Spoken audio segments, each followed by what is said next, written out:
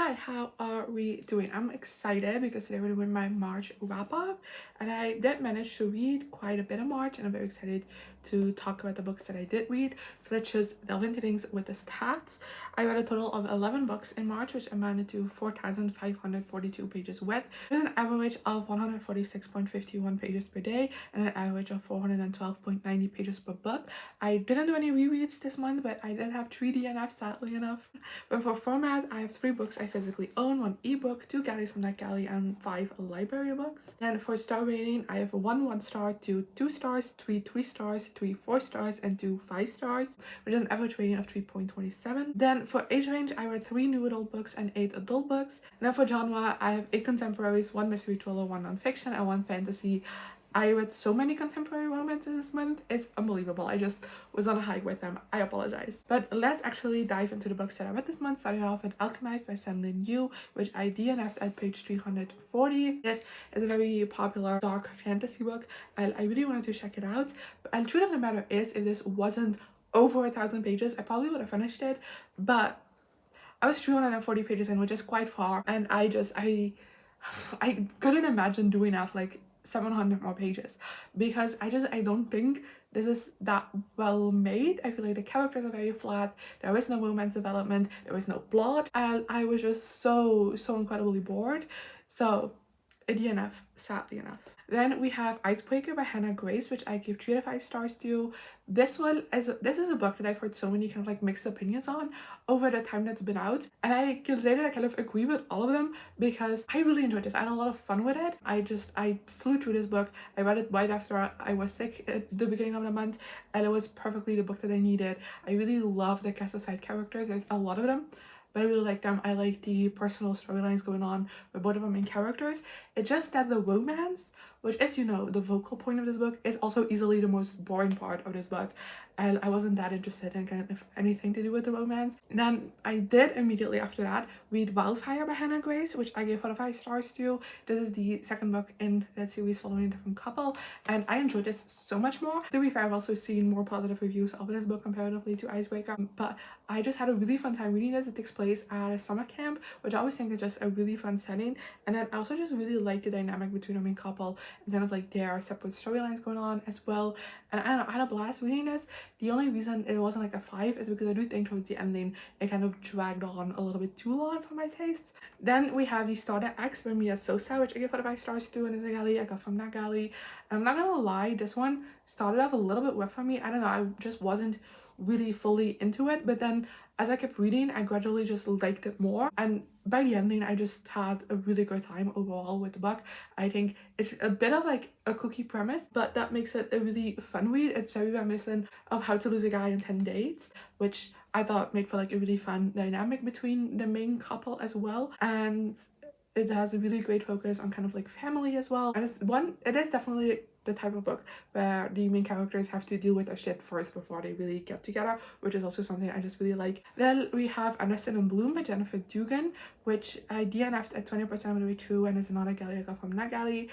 I really wanted to like this one because the premise just sounded like right up my alley, but I raged with this book. Like, I was not having a good time with this at all. I thought the main character was super annoying, and the romance a little like got of it because it's a second chance, so we do get a little bit of like their past already at this point in the book, and they're so fucking toxic. And from reviews I've read online, I feel like that only gets worse as you continue on with the book, so I just cut my losses and I stopped. Then next we have Daydream by Hannah Grace, which I give 5 out of 5 stars to. This is the final book in the Maple Hills series, which is Icebreaker, Wildfire, and this one. And in this one we follow my favorite of the side characters. He's one of the main characters in this one, and his romance. I should have known from the jump that this would be my favorite, but again, this is one I've heard a little bit of like mixed things on, although generally more positive than Icebreaker, but like still. But I had such a good time with this book. I thought it was so good. I feel like this is definitely the perfect example of like a perfect match within a romance. I feel like both of our main characters just fit together really well, and I loved the relationship development throughout this book. It felt very sweet, but it also had great steamy scenes that was really well done, and I also just really loved their personal storylines a lot in this book. I thought they were really well done. They focus a bit more on like mental health, so it does get a little bit like heart aching to read at times, but it's definitely really well executed. Then next I read Toe to Toe by Falon Ballard, which I gave 5 stars to, as a category from that galley. Falon Ballard, I think I have 50-50 hits and misses from, but like the hits are so strong that I keep trying, and sadly enough this was another miss for me. At first I was having a fun enough time with this, and it reminded me a lot of movies kind of like Step Up and Street Dance and like those kind of dance movies, that genre. That was a whole thing that I grew up with and I loved, and it reminded me a little bit of that, so I was like very excited for it. But I just think a lot in this book just feels a bit undercooked, underdeveloped. The characters feel very flat, the romance feels very underdeveloped, and there also isn't really that strong of a storyline either, so that made it already kind of fall a bit negatively. But then it does set up this like plot point about kind of like abuse within the ballet world, and it just, I think Eliel doesn't really like actually make a stand on that. It's kind of, it pulls its tail in towards the ending, and just it feels a bit cowardly, and then that whole plotline kind of gets resolved off page by characters that aren't even named. I don't know, I wasn't a fan of that. Then next we have The Tenant by Freida McFadden, which I give 2 to 5 stars to.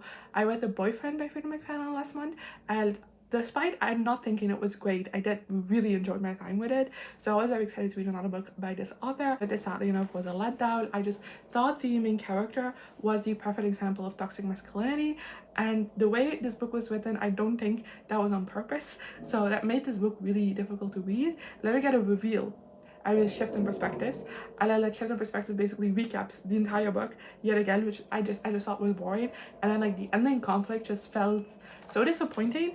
I don't know, I feel I wanted something else from that. Maybe that's why. But yeah, I don't know, I didn't hate this. I read this very quickly. It was enough to keep me intrigued throughout the book, but I don't think it was very well executed. Then I read Tourist Season by Brynne Weaver, which is another DNF at page 156, which is a little under halfway through, and I don't DNF that far in that typically, but I picked this up probably thinking that this might not be my thing, but at least I would have a fun time with it, because that's just kind of like the reviews I've seen of Brynne Weaver in general. But this was so boring.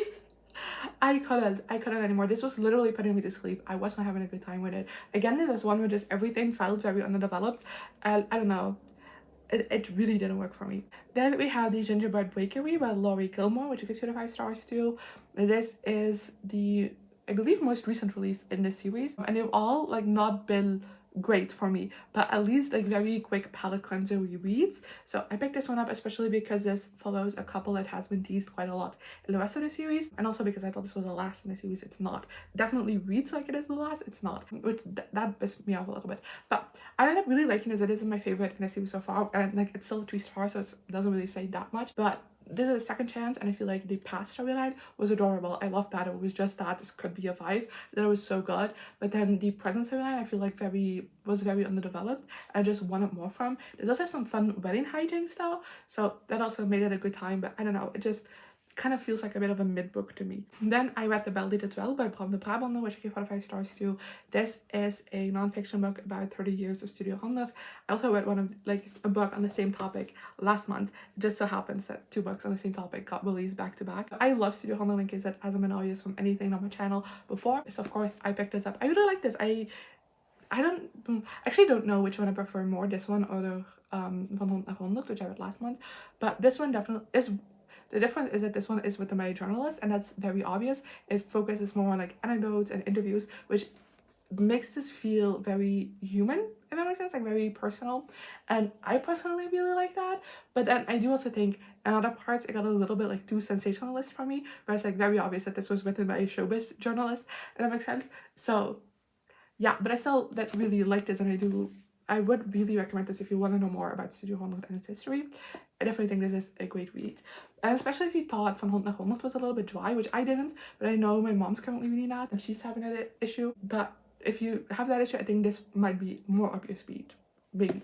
Then I read Fucking Around by Emily Rath, which I give 1 of 5 stars to. And god, I should have DNF'd this one. But the thing is, like I said before, I don't really like DNFing when I'm foreign. And this one had me hooked until about like the halfway point. And when I say hooked, I mean like I was having a fun enough time reading it, but like probably wasn't going to be anything above a 3. Then in the second half, so much went downhill that I just ended up despising this book. How do I recap it? This book is 600 pages long and nothing happens in it. Like there's no plot, there's no romance development, there's no character development.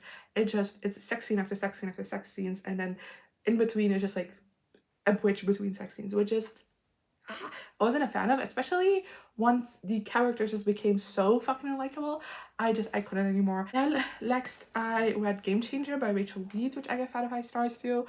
This took me so much by surprise. This is the first book in the Game Changer series, which, if you don't know, is the book series that the Heated Rivalry TV show is based on, especially the second book, which is also called Heated Rivalry. And then there's this Claude and Kip story, in case you're familiar with the show. And I liked the show, but I wasn't obsessed with it like most people were. So I was very curious about the books, but they were like top priority after watching the show, like for most people were. But now I get why people like this has taken over so many people's brains, because this book was so good and I generally became instantly obsessed with it. Within like 2 pages I annotated this. I don't typically annotate books on my first read unless it's like by an all-time favorite author, when it's the first book I've read by Rachel Reid.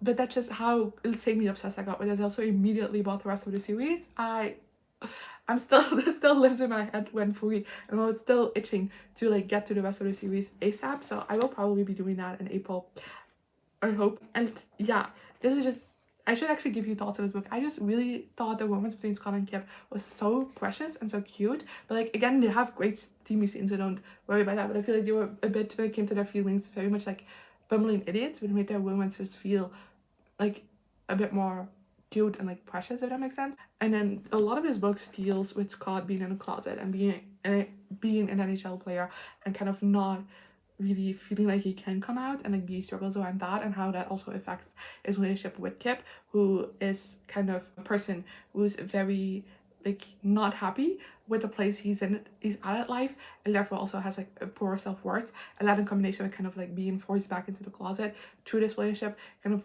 really works on him as well and has a big effect on him. And that's a big focus throughout this book as well. I thought that was all really well executed, and it kind of comes to like the third conflict where it just felt inevitable, if that makes sense, because this is something that's been ramping up the entire book. But then the way it's resolved is so good, because it kind of is a moment for both of them, because the whole conflict to them is kind of like a wake-up call and like a moment for them to reprioritize what's most important to them in their lives, and not like let these insecurities take over that much. So the resolution comes like relatively quickly, and it's so well done. And I don't know, I love this book so much. I think it's really funny, has a great cast of side characters as well, besides the romance even. And then lastly for today, we have The Dragon Republic by Kuang, which I give 2 out of 5 stars to.